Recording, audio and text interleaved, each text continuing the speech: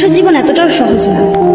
একদিকে যেমন বাবা মার স্বপ্ন, ঠিক অন্যদিকে তেমন প্রিয়তমাকে যাতে হারিয়ে না ফেলে সে বিষয়ে ভয়। এই মুহূর্তে তারা নিজের ক্যারিয়ারকে ফোকাস করবে না প্রিয়তমাকে সময় দেবে। আসলে পুরুষরা বরবাদ হয় না, তাদেরকে বরবাদ করা হয়।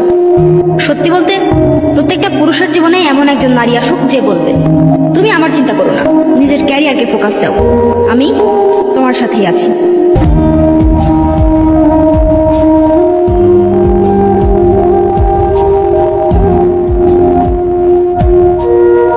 একটা কথা বলি সবাইকে, টাকা পয়সা আজ নয়তো কাল হবেই। বেকার ছেলেকে ছেড়ে না দিয়ে তার পাশে থাকুন, তাকে সঙ্গ দিন, ওকে প্রতিষ্ঠিত হতে সাহায্য করুন। দেখবেন সে সফলতা পাওয়ার পর আপনাকে রানীর মতো করে রাখবে। অবশ্যই দুজনের চাওয়া পাওয়া কিন্তু একই হতে হবে। সুখ দুঃখ হাসি কান্না জীবনে থাকবে। প্রত্যেকটা মানুষের জীবনেই কষ্ট আছে, কষ্টের পরেই হচ্ছে সুখ। তাই বলে বেকার বলে যে মানুষে হাতটি ছেড়ে দেবো এরকম না।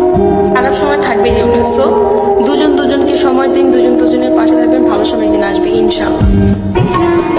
कहते ना जिंदगी की सारी खूबसूरत चीजें एक तरफ और जब एक मर्द प्यार में होता है उसका नूर एक तरफ। लड़कों को ना अक्सर मोहब्बत बदल कर जाती है।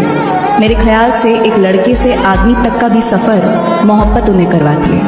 जो सख्त था एक समय पर वो कितना नर्म हो जाता है ना।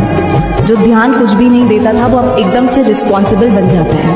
तभी कहते हैं ना लड़कों को सिर्फ मोहब्बत में होने की देर है, फिर तो वो हमें सिखाते कि असली इश्क करते कैसे हैं।